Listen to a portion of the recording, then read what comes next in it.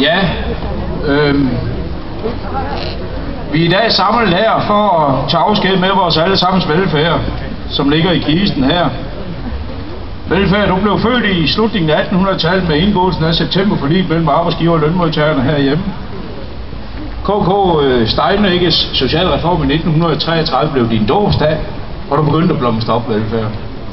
Velfærd, du er skyldig i mange menneskers overlevelse og livskvalitet her i Danmark. Du er skyldig i befolkningens sociale tryghed, og det var folket, som lå dig på sinde. Gennem dine ungdomsår blev du nogle gange udfordret. Dels af et kapitalistisk marked, og dels af din evige fjende, grådigheden. Grådigheden har altid hadet dig. Og især her de seneste 15-20 år, der har grådigheden sammen med egoismen virkelig slået på dig. Og til sidst så er det også lykkedes at slå dig ihjel.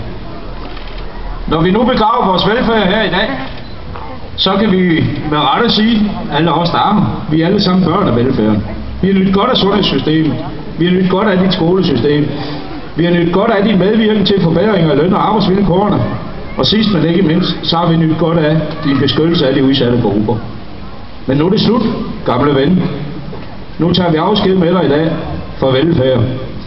Socialdemokrater, Venstre medlemmer af SF, den sidste konservative medlem, der vender tilbage i det parti, de radikale, liberale alliance, og til sidst, men ikke mindst, Dansk Folkepartisterne.